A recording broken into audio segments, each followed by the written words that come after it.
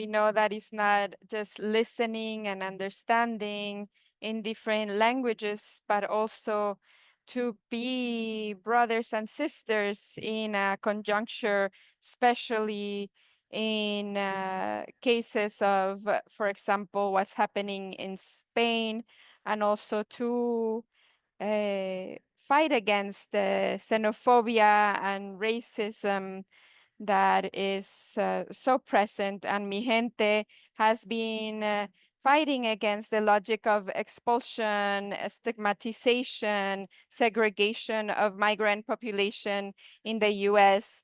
And we invite you as well to say hello in the chat, say where you're joining from, what regions, what countries, what spaces do you come from, where do you live, where do you build?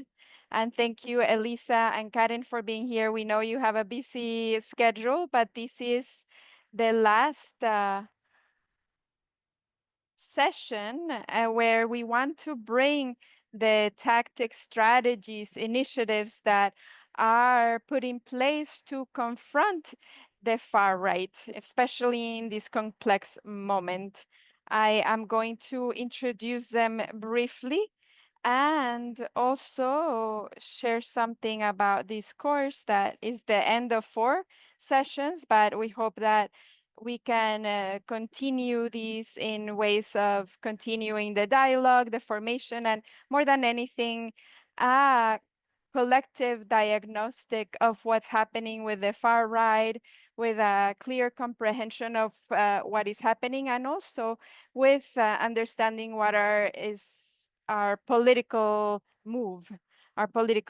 And Elisa and Karen will share that what we need to do is not just theory, but practical and political. And in terms of a diagnostic and critique and exercise of critical thinking, is important, but also it's important to map and understand the initiatives that are anti-fascist. And recently we met up with Karen and Elisa in Chile, and one of the compañeros was talking about planning an anti-fascist economy, what it would take to create initiatives that can really get to the root causes of this growth of the far right. And we say that we need to be able to break against the symptom of the tool. If all we have is a hammer, then everything else is gonna be a nail. But right now, we really need to strengthen our full toolbox, the multiplicity of our tools, and not just only have a hammer and a nail, so that we can really fight against the far right. So we're celebrating once again that we're here gathered together, that also we are comrades from so many different territories and a diversity of places.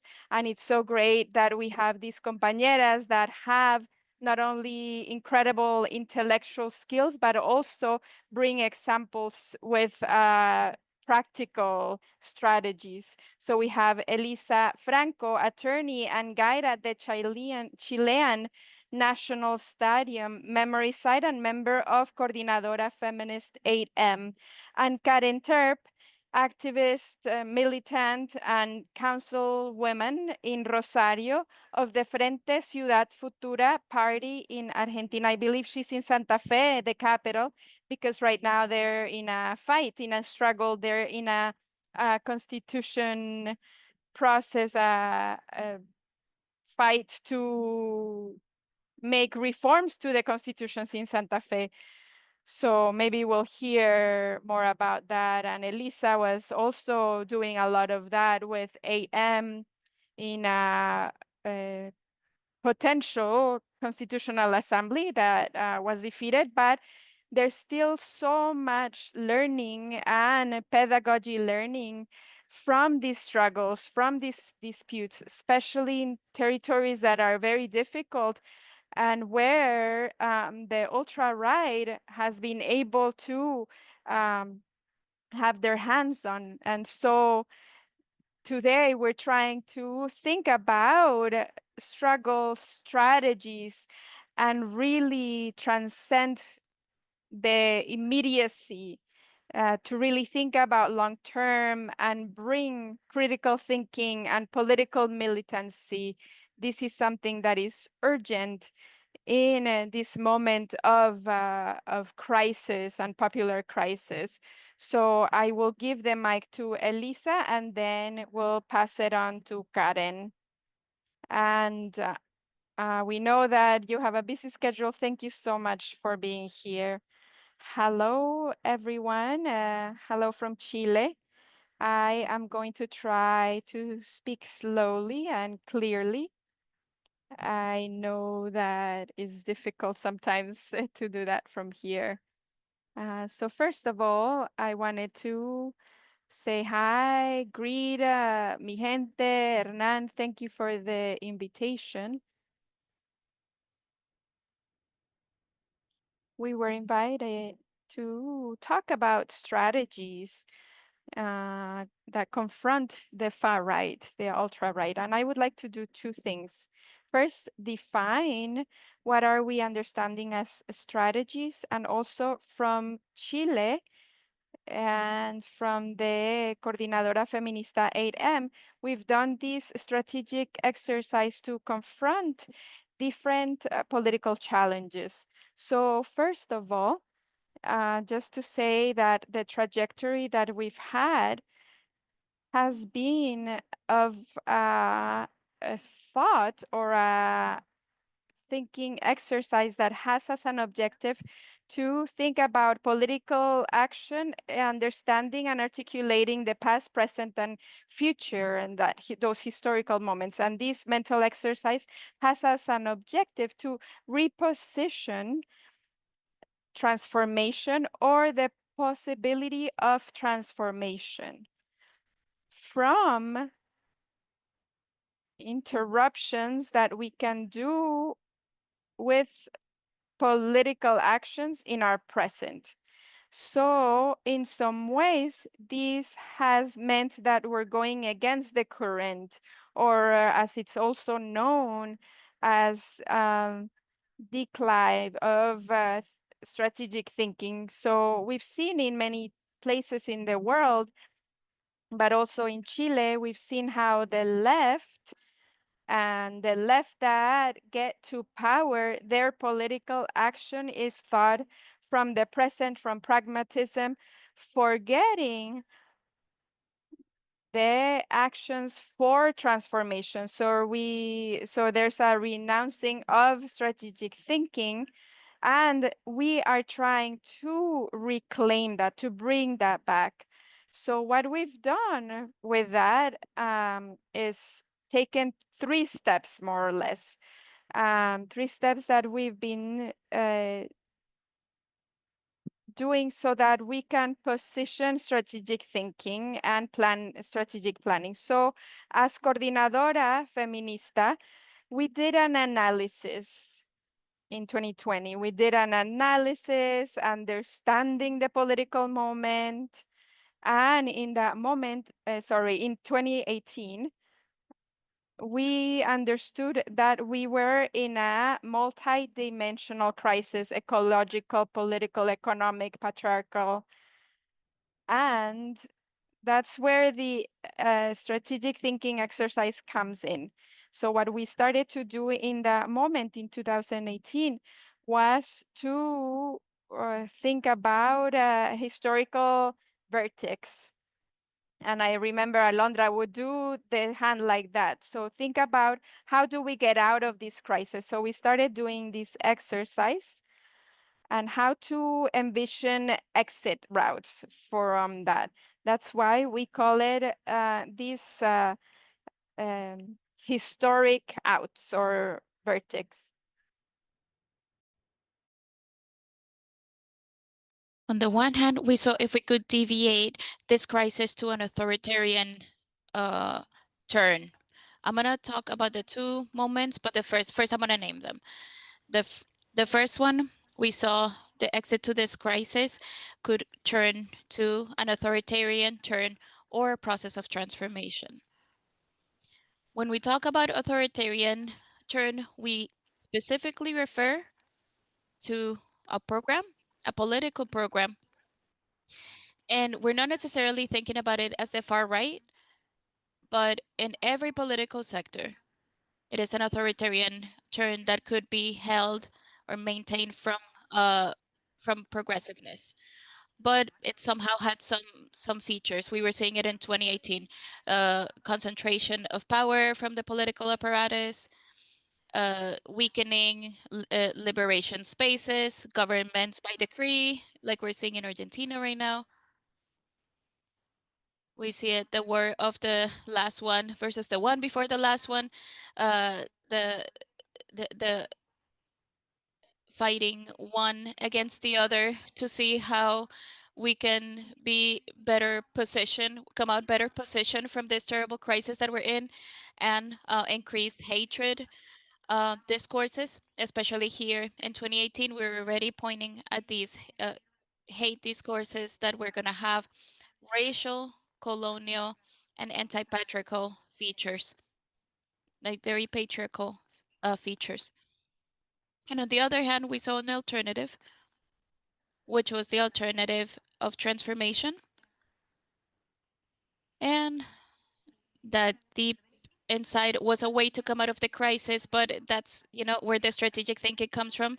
We had to take on actions to be able to deviate or from deep within so that our actions could go one way and in this other way instead of the authoritarian trend. And that's why we thought about three different specific actions. First, to heed to this internationalist feminist um, protest call.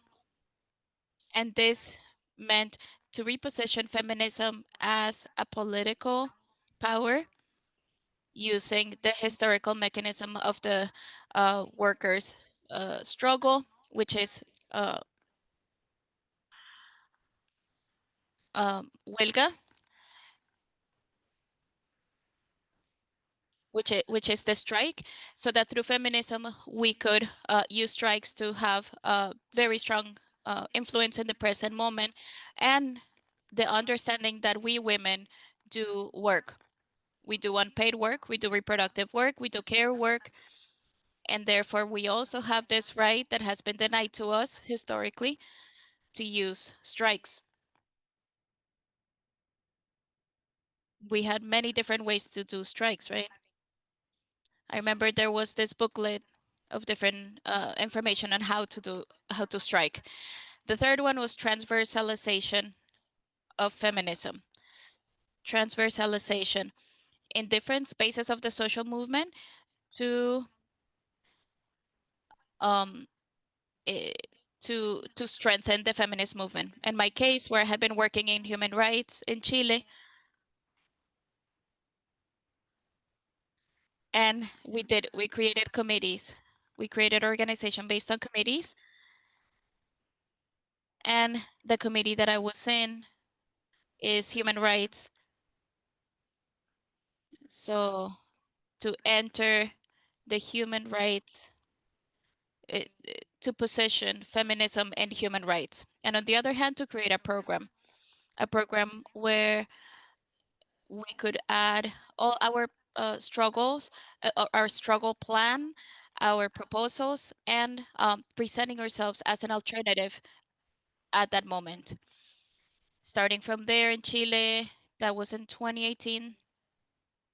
Afterwards, there were these revolt processes where we saw that feminism was always was also a catalyst in in this shift, and noticing this multidimensional crisis that we had pointed out 1 year before, that we had already been thinking about, well, for much longer. Many of us have been, from different movements, student movements, workers movements, human rights movements. We were um, repopulation movements, we could see this revolt.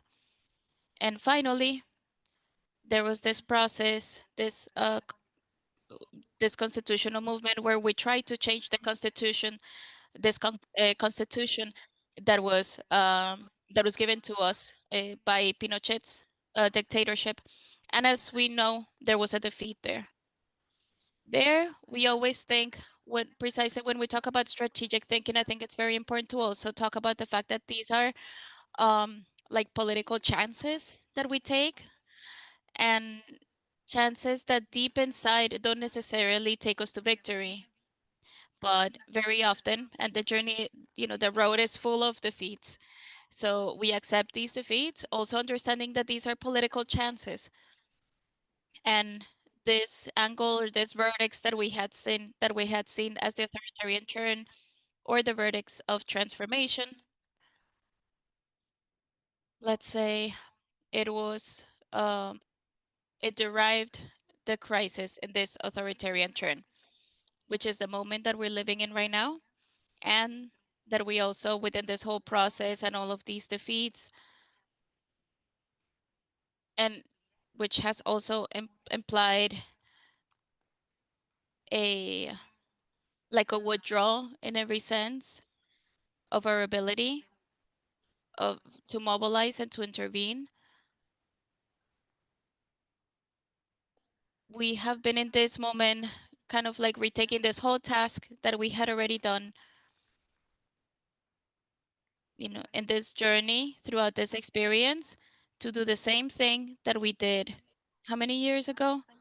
7, 8 years ago, but now with this experience.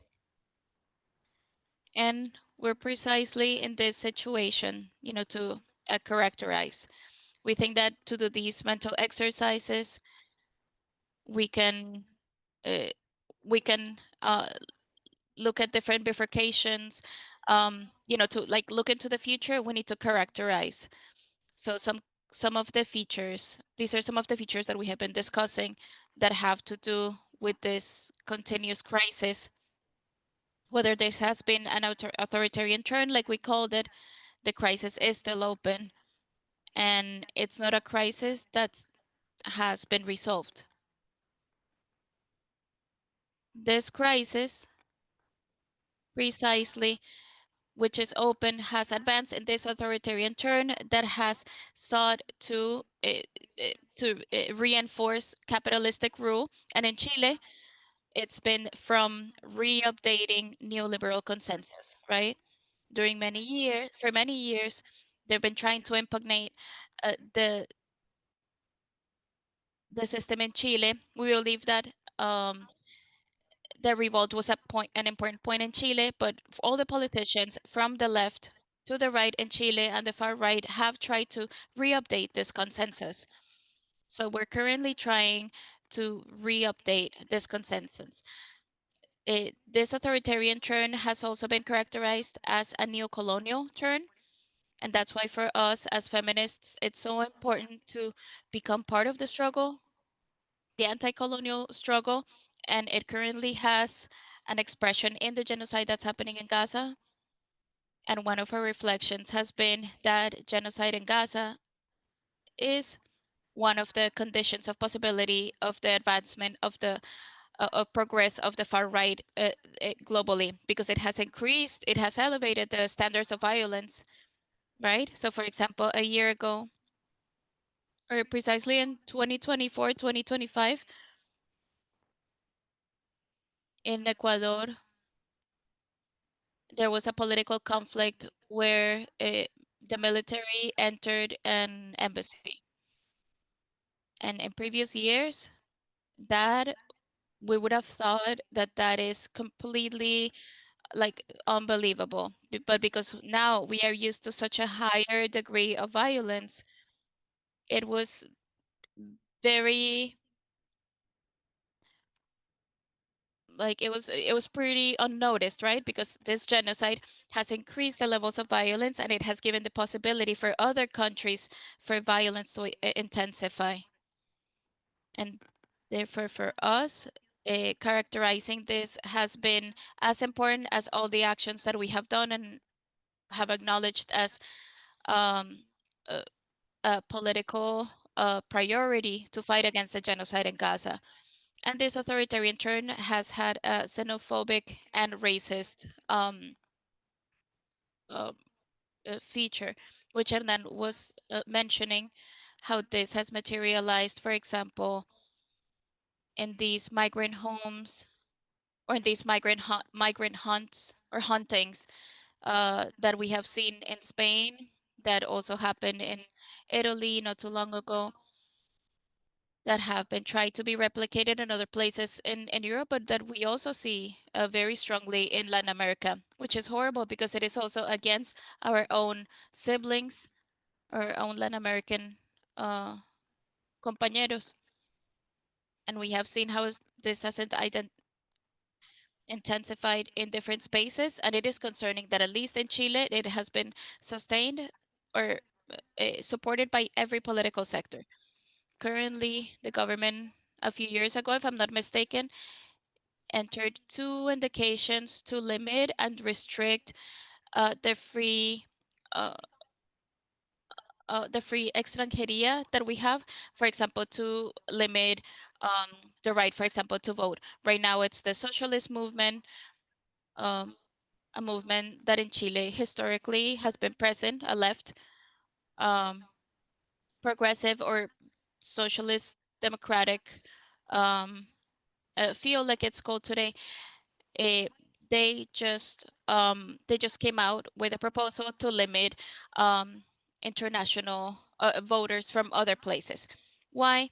Because, for example, there's many Venezuelans coming now, and they tend to vote towards the right. So this is an excuse from the right to restrict rights. This is an excuse from the left um, to limit the rights of others, and it has been supported by every political sector, both on the left and the right. And this is something that has concerned us uh, in a great way. And as feminists, we have tried, or we've been willing to try to raise our voices in that aspect as well. This authoritarian turn has um, also has this like patriarchal restorative air. It is intensified by the far right, and it's implied not only it has tried not only to threaten our rights, but also to try to restore certain advancements in terms of gender stereotypes, gender violence against women, which also is very concerning. All of this is in a financial crisis, intensification of the- life becoming more difficult, more precarious, and nowadays seeing it more intensely. And feminism shows up in from three different storylines, right? First, first a feminism that seeks to challenge the left and the right, but from a challenging, but of course, coming from the left, challenging um, all of these conversations and talking as our in our own voice, and as I was saying, trying to create an inflection point from all these different conversations. But it's also a feminism that is used by some progressives as like to say, okay, our government is feminist, but it's also creating policies that are are against migrant rights, or these are politics that support repression for laws that have been enacted under this government, or uh, uh, being harder on people who fight uh, for housing rights. So thinking about lithium extractivism and the environmental disaster and certain laws. But deep inside, what is feminism used for? It's being used as like a nail polish, as like a way to legitimize all of these other politics. What was happening also from the left is that, and that we think it's important to say, is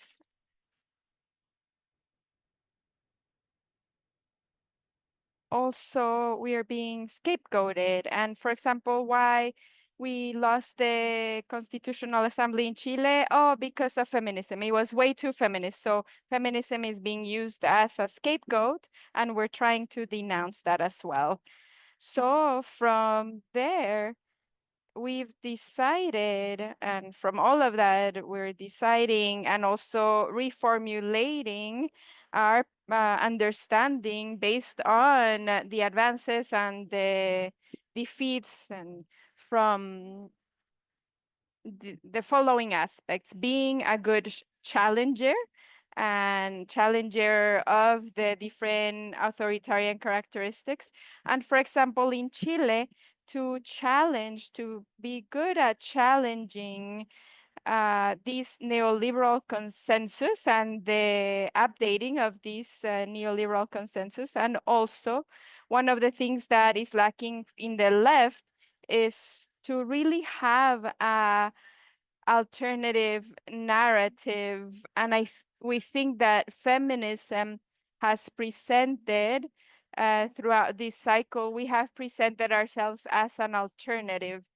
We understand the thesis of the ultra-right as a reaction to feminism, but we really situate and understand ourselves that the far right is a reaction to feminism, and the reactions are also an exit from the crisis.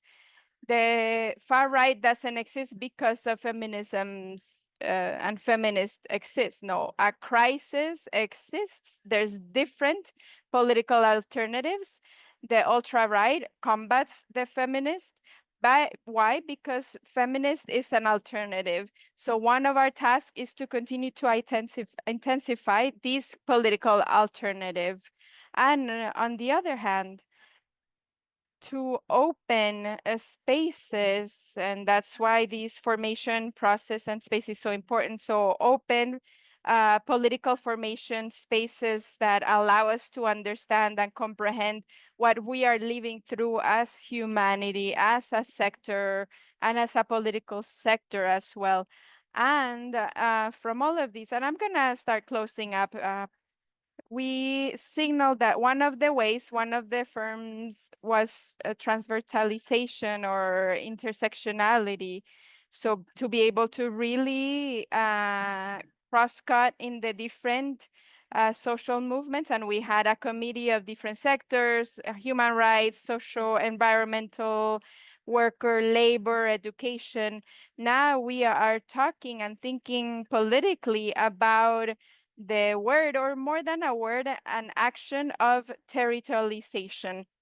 Territorialization. And that means other organic challenges are gonna exist within us. And it also means that we need to think about how to be in our territories and to present ourselves as alternative as the end of the day as well. That would be all. Hernan says, thank you, Elisa. And now we pass the mic to Karen. Hi, good afternoon, siblings, sisters, brothers, compañeros, compañeras. Lisa, Hernan, mi gente, such a pleasure to be here with all of you. I am from the party of Ciudad Futura that started in the city of Rosario, Argentina. This is a party called Frente Ciudad Futura, and we have a hypothesis that is that democracy is blocked In Argentina, in the case of Argentina, after 40 years of democracy and a democracy that promised that with democracy we could educate the peoples, feed, and house. But here we are, 50% of the population is excluded in economical and social terms, and more in political terms, even manifesting itself in a more conductant way with apathy, when it comes to voting or when there's a election process, knowing that in Argentina, vote is obligatory. So this democracy is blocked, especially in our country. We have been seeing this before the elections with LA, and for a long time in our country, we were discussing the same things in the same way and with the same bad results. So with that situation, two things could happen. Either unblock from below with our hypothesis of construction of building projects that rebuild democracy back to the cities where it was born, connect the politics with our daily life, and put at the center of politics the needs, the dreams, the hopes of our peoples, anchored in a territorial politic from below to above. So that's why we are city-centered, municipality-centered, to be able to save this crisis and refound and reset democracy. We need to work from our locality, from our cities, redistributing power. And if this doesn't happen, or in parallel, if there's not enough projects that are taking a chance on this option, then what happens is what happened in our country, as is in other countries, which is a way from above, authoritarian, expressed with the triumph of Millet and many others in the world. Way out from above with authoritarian characteristics. So three ideas or three elements of this analysis to explain the strategies that we have from Ciudad Futura.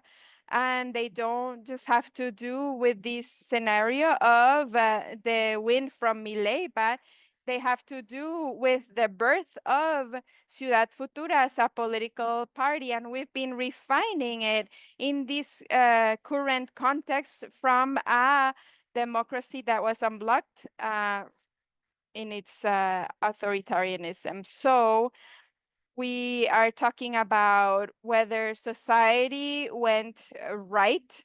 And these are things that we talk about in our country. In our country, we believe that in Argentina, the people didn't just go to sleep believing in social justice and woke up embracing the Austrian school or feeling themselves narco-capitalist.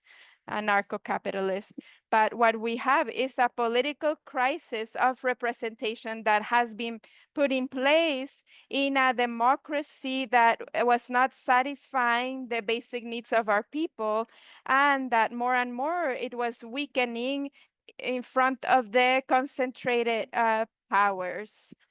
And the second element is that we don't believe that we are in a change of an era, but what we are is in an era of changes.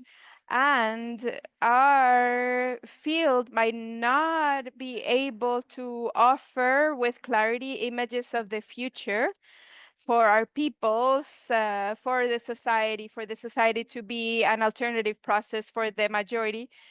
neoliberalism isn't so either. Maybe in the 90s they could, but they are not able to offer with clarity a project of life for the majority. That's why they have to go into authoritarianism so that they can impose their model, their impose the individualism, fight everybody against everyone. In the 90s, they would make us believe that if we didn't prosper, if we were not successful in our lives, it meant that we weren't making enough effort.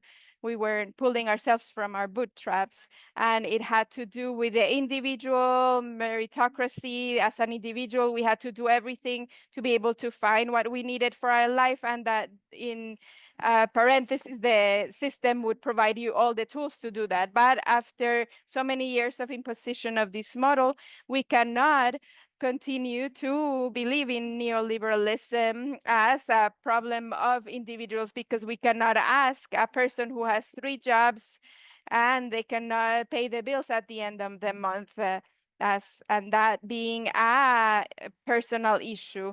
And now we see the issue is with the person next to you, and a person who is in a lower position as yours, and trying to break all the different social connectors. So since that proposal is so weak and they need to manifest it in authoritarian ways, it means that it's not generating consensus either. Their model, where they installed in Argentina from the last dictatorship in the 70s to today.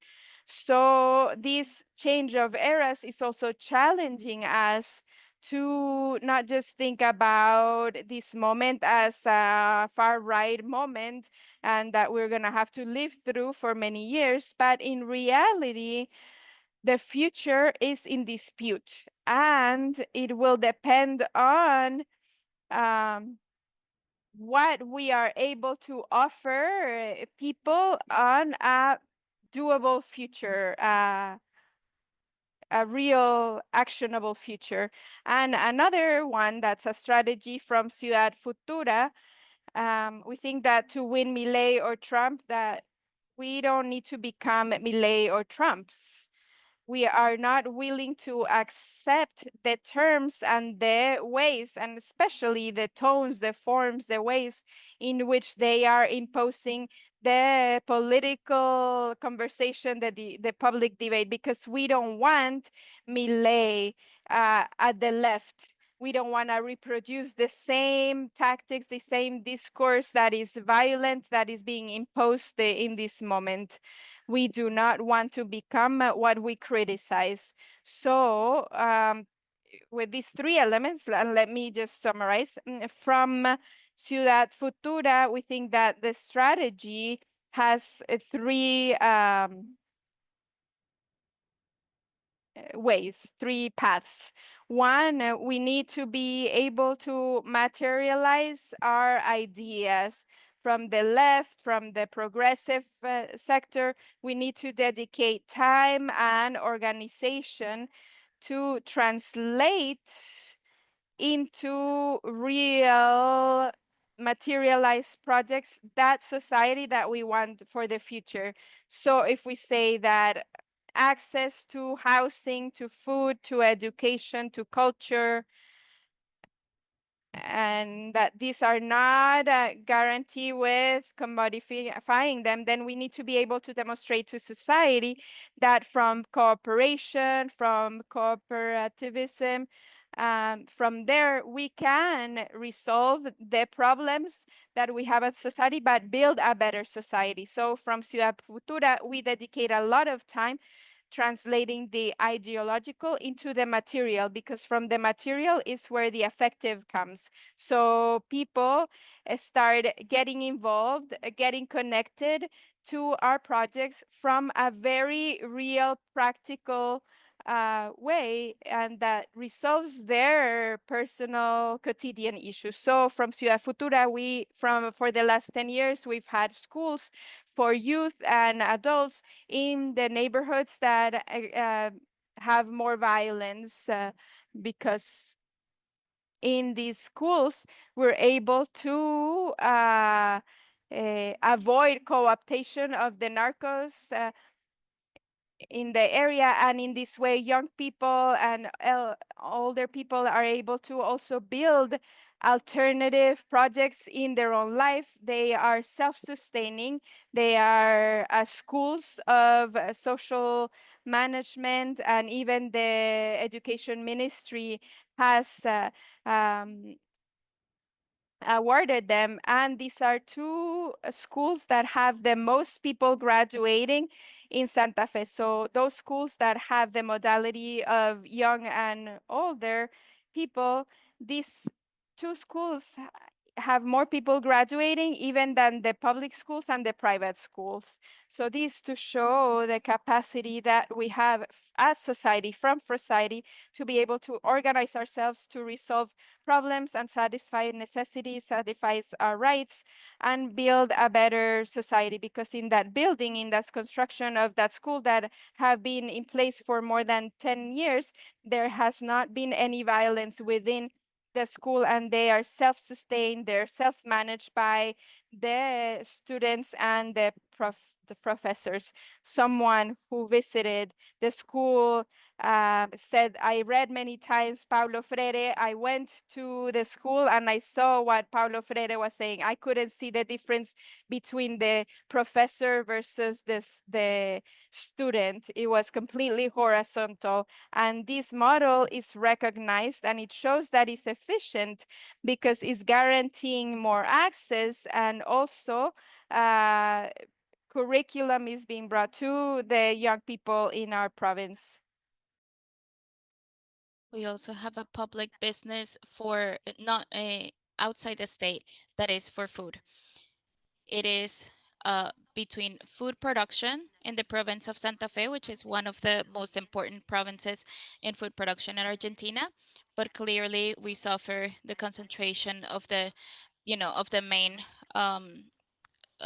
corporations in basic food needs, and a direct link to consumers. So we can buy directly from the land, and it can get to the consumer with up to 40% savings and compared to the supermarket brands.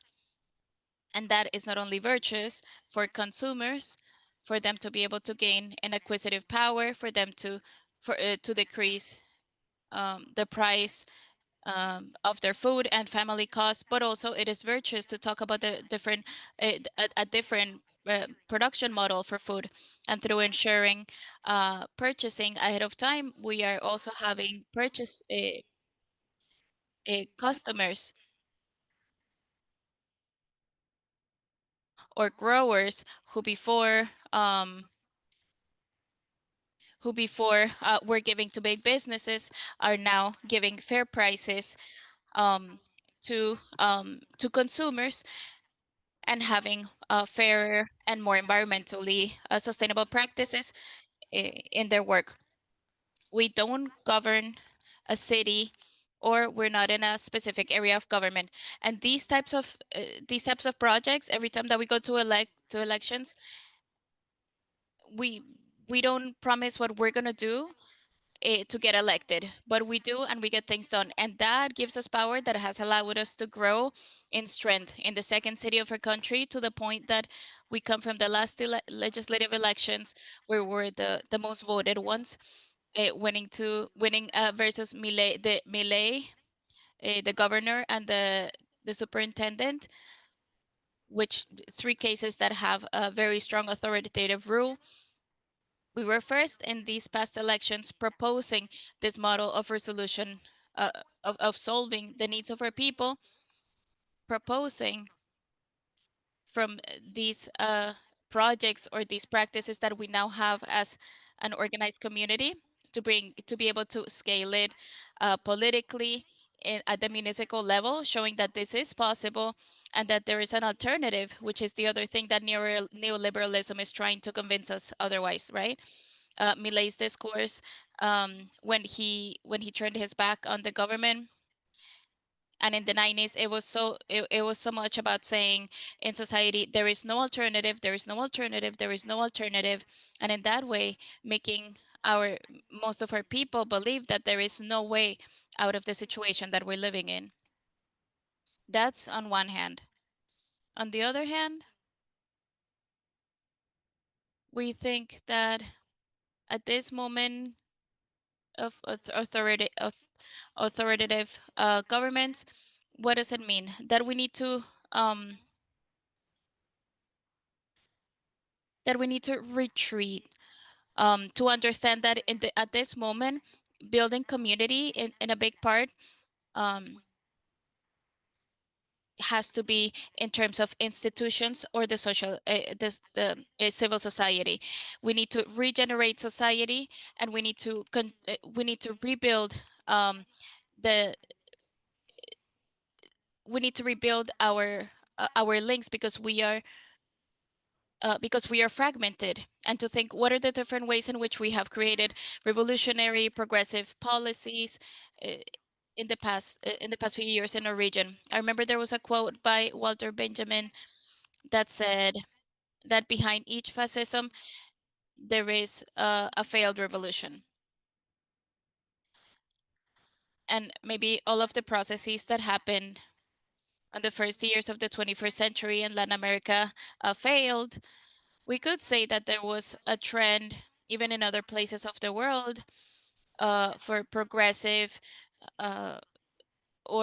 progressive um, projects to advance society. And I think that there is this expectation that is not met.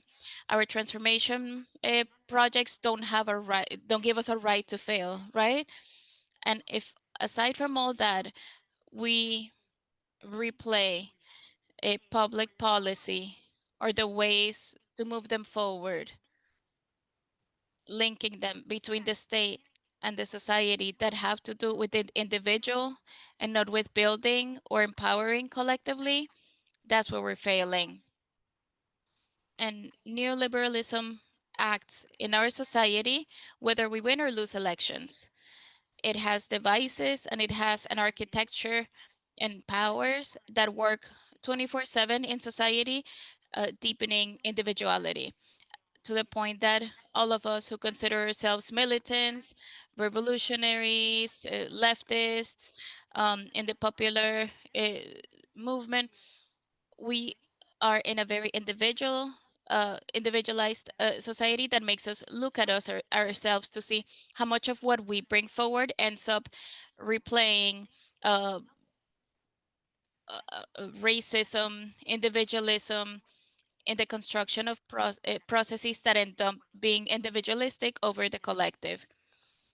So I think that here we take a quote from the collectives of the disabled folks saying, none, nothing about us without us.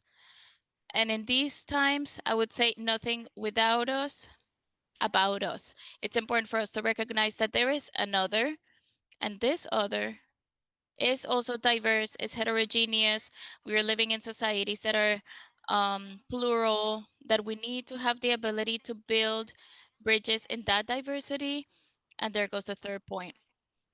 Our transformation projects, our strategies in these times have to very seriously think about creating new leaderships and new types of exercising these leaderships.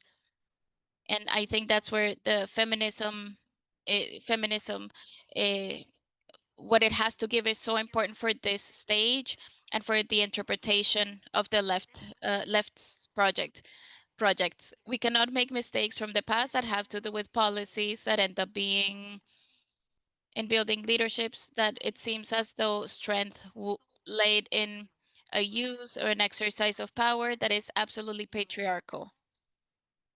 We need to build leaderships that are not only valuing interdependence, recognizing vulnerability from our bodies, from people, and so that that vulnerability is not a weakness, but in the contrary, it's something that makes us appeal to reciprocity, to be able to live in community and build the society that meets our needs, our dreams, and our yearnings. And somebody, no, somebody cannot develop or cannot be happy in a community that doesn't develop itself and is not happy. And in that, in the issue of leaderships, I think it has a main point linking to what I was saying before, to not fall in the temptation that the system brings before us in this context, where it seems like you need to yell harder, you need to smite the other, you need to hurt the other more to be able to impose our ideas over them. I think quite the opposite. We need to be able to appeal, and like feminism has taught us, you know, to uplift diversity and pluralism that is that exists in our community, and to build bridges to be able to generate the projects that are for the many. You know, we know that we're 99% versus 1%. The 99% is more and more fragmented every time, and we don't need leaderships that deepen that fragmentation, but but rather that help us to weave again, especially within our projects, the unity and the ampleness that recognizes that pluralism, and that doesn't put one identity over another, but actually the opposite. And in that exercise, I'm going to close it here from Ciudad Futura, where we have been able in these past elections, as I was saying earlier, as well as in the past executive elections, we were able to bring out like 24.5% of votes, and we got to 7,000 points away from winning in the creation of wide platforms and fronts that not only incorporate and put front and center political parties, but also social movements, feminist movements, environment movements, and the workers and union and organized workers movements. I think at this moment it is necessary not only to stay in the radicality of our just of our words, but to actually go into the lean into the radicality of our actions. Hernan says, thank you so much, Karen. We have a few minutes for questions, interventions, comments in the chat from the folks who are here, from other from different spaces here in the fourth Fuera Fachos gathering. So, while some questions come up, I can share some things. First, what Elisa was saying at the beginning, to recover the need to revitalize strategic thinking, that we know that is practical thinking, right? Um, to putting our body. Uh, uh, there is some things that folks are saying in the chat. We're gonna read later. To prevent to uh, to avoid feeling defeated, um, the inevitability of the feelings that the right brings, you know, to not underestimate the right, but to think of the popular sector as what Karen was saying. How can we link the everyday life to the projections of like to like longer,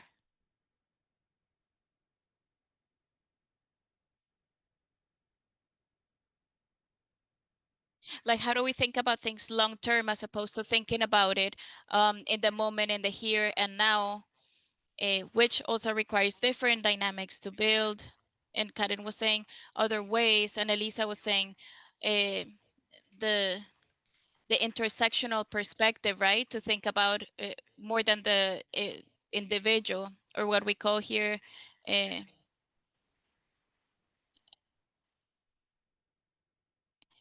to look at our different processes of struggle outside of ourselves. You know, the dialectics between a retreat, which could also be um, a regional, like thinking of all the different our different community struggles,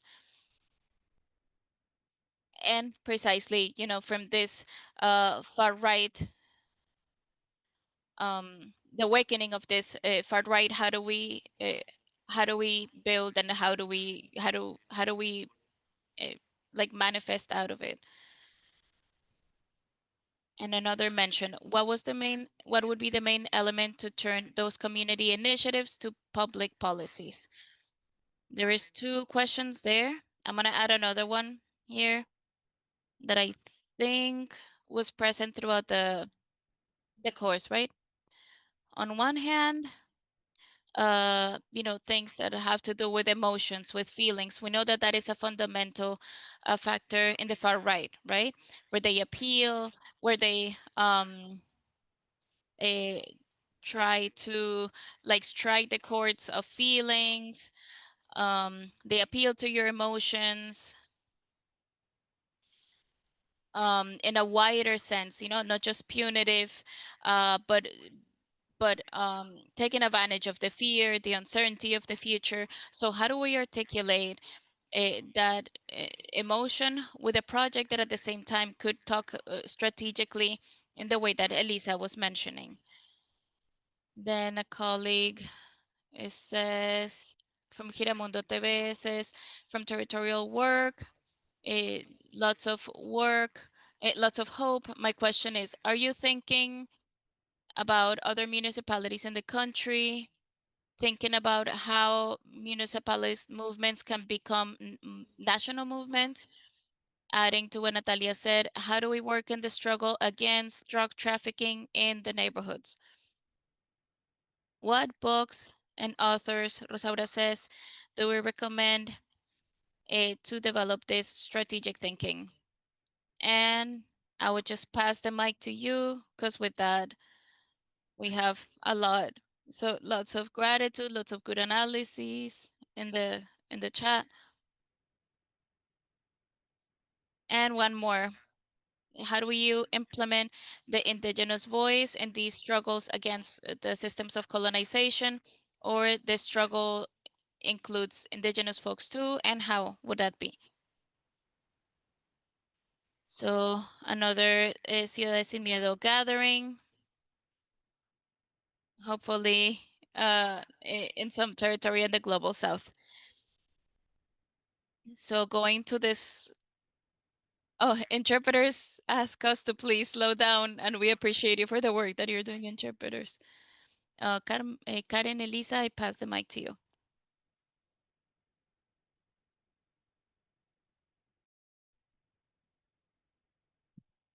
Karen, did you want to go first? Well, I don't know if I'll forget one of the questions, but let me know. In terms of the affects, I think it's a central issue. Talked about the translating of the ideological to the material, and the material to the affective, to the affection. So what happened is that when we put in place these projects, the projects that affect others, affect the other, and more than the person that consumes from our public enterprise, than the young people that goes to the school who is a direct beneficiary, if we want to call it like that. But that practice generates hope, generates the idea that there's an alternative. They say that there's no alternative, but we're demonstrating that there's another way, that is not just better, but it's more effective, that it generates other type of links and connection, and that also values movements where emotions are present as something positive. And we have the algorithms showing that they put forth negative emotions rather than positives. But in the projects that we are proposing from below to above, and our scale doesn't mean that it's a slower scale. So to turn around the pyramid and to not think that we need to create national process and then lower that to the territories, but it's the contrary. Transformation processes and revolutionary processes from our generation, in our generations, is to try it differently.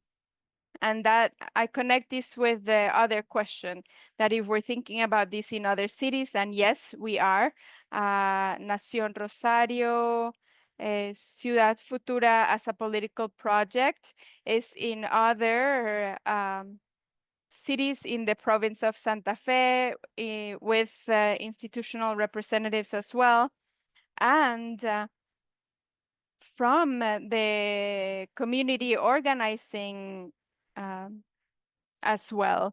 And this is something that we respect so much from Ciudad Futura, which is the autonomy of the processes. So if we believe in the from below up, we cannot then impose all cities that are from Ciudad Futura to present themselves in election. Each city decides their process and prioritizes. So some cities have started from the institutionality, organizing projects from within there. In other cases, they've began with some projects and then to run in the elections. So we believe that those who are in those territories are the ones to make the better decisions for themselves. And a national alternative, what we're doing is constructing a network. It doesn't have to be compañeros from Ciudad Futura. That's why in 2022, we did a gathering of Ciudades Sin Miedo, Cities Without Fear, which is a network of municipalities, of cities. And we did this with the idea that we can gather, we can come together as siblings, as compañeros in different parts of the country. And we all have a hypothesis of building, of construction, so that we can create a common cause and a common strength. I close with the following, a point that Hernan was making, the not knowing, the insecurity of this time, and that no political project has the capacity of offering a clear image of a future. And there's fear to violence, violence in the city, insecurity, or fear that you cannot pay rent, or that you might have to live with your parents if you're going to be able to pay rent, and a lot of things that have to do with our daily quotidian life. So we understand that fear, a fear in our society, and there's two ways to confront that fear. People who don't see a way out, don't see another option from that situation, then fear becomes frustration, resentment, and the sensations that they connect to authoritarianism in this moment. So in the building of our politics, part of bringing another option of fear is to mobilize, to bring hope. And that's where we work from as Ciudades Futuras. We know that we're living in societies that are bringing a lot of fear. So any alternative, we need to bring hope, and any platform that we bring has to that. So for example, in our city, we put Rosario without fear. Rosario is the second city in the country that doubled the rate of killings because of narcotraffic. So that's why from the city, from the local, we understood that there has to be two strategies for democratic security. One, attack narco trafficking from above, which is following the money, the narco money, the drug money that is laundered in our territories, that is in the different projects in our cities and laundered in there. So that's why we created a anti laundry money laundry agency. So when they're going to build a business or a building, that who gives the permit is the municipality or the city. And so we're trying to understand where the money laundering is happening, and we're putting more regulation, fiscalization. So when we see some possible money laundering in our city, then we try to cut that process and right away move it towards the justice system.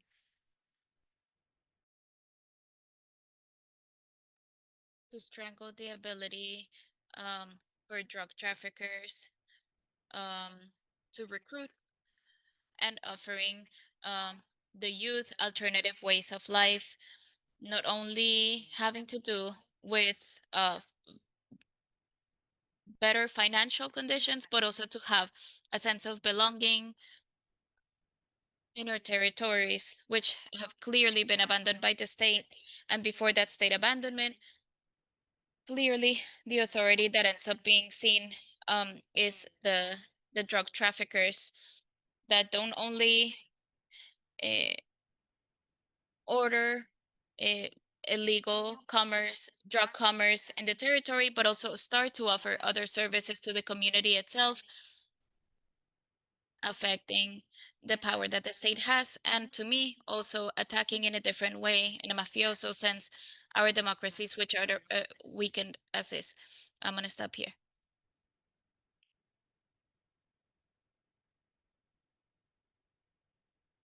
Elisa says, I'm gonna say a few very specific things, that specifically three. First, I think it's very important from the mobilized sectors and from the leftist sectors to point out that people who vote for the right are not necessarily of the right, or um or they're not like false, fake, or as as some tell them despectively. I think that a lot of people vote, like a lot of times we've said in this workshop.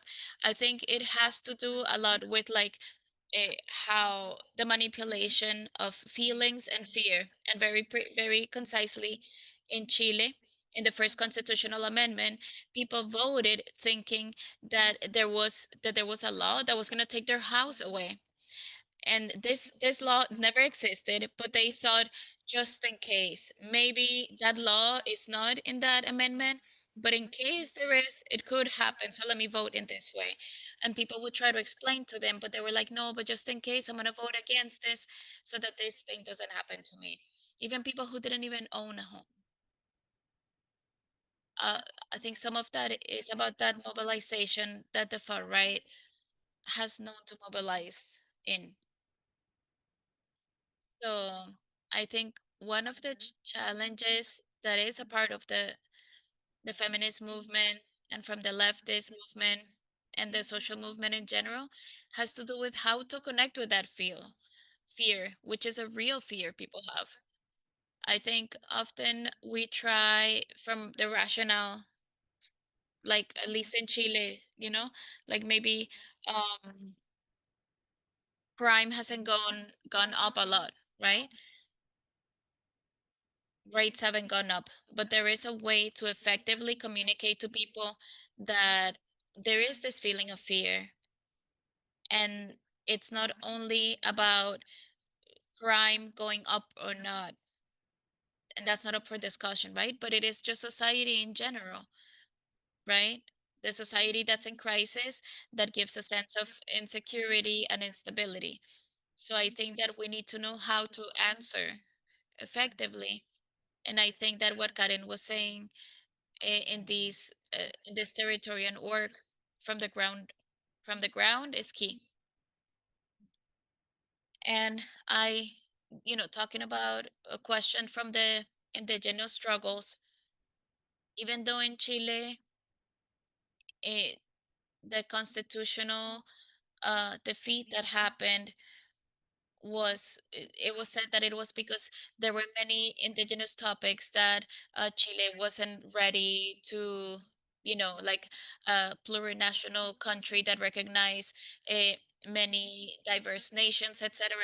And I think that precisely from the responsibilities that we have in our feminism historically, and I think at least from the last wave of mobilizations, to articulate with different kinds of women and to be able to recognize, for example, the Mapuche women, and to think about indigeneity not as a culturalistic topic, but also as a way that offers a new way to live and to live together um, within or even outside of this capitalistic system.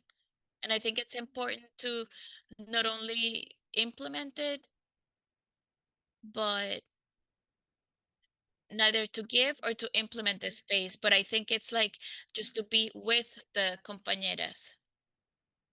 In this case, our indigenous folks. And the last thing that I wanted to point out that they that had asked was like about like strategic thinking.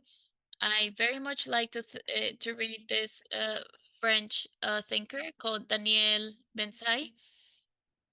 I think he's been very important to be able to develop this strategic thinking. Even though he's a thinker from the global north, I think that he locates himself very much from the front lines or from the point of marginalized folks. Oh, and Hernan dropped it in the chat. I think that's important. So yeah, I'm gonna pause now. Hernan says, okay, well, Karen, Elisa, thank you so much. We could keep talking and talking and having a debate and exchange, but we're out of time. Thank you so much for your, thank you so much to our interpreters for your patience. Interpretation has been key for um, articulation, for conversation between the peoples, the struggles between groups and people. So clearly, it is clear how in these times we need to train ourselves from a complete, a whole perspective, and training not only in these fields but from our everyday life, like Elisa and Karen, we're mentioning from different experiences, from different latitudes, from um, eh, and the fact that we need all these different perspectives to awaken the hope that my compass were talking about. Thank you so much for all the folks that were participating, to mi gente in particular for making this course possible. The compañeras, compañeros from Chile, Argentina, Karen, Elisa, and all of those behind the scenes who made this course possible. It is gonna be available, edited and edited version in the Political Formation Institute in Mi Gente's website. And in this way, be able to create alliances with each other and really continue to learn about political proposals, also resistance to the far right, but then also understand what political projects look like from the self-care, from our communities. And we are wanting to recognize all of these different grassroots networks that are combating the far right, but that are also defending life and putting life at the center. And we know there's so many challenges, and we know that we cannot lose hope and vitality in these moments. So thank you, Caren. Thank you, Elisa, for this gathering, for this chat. See you in the resistance. See you also in the dance, in the celebration, and in the joy.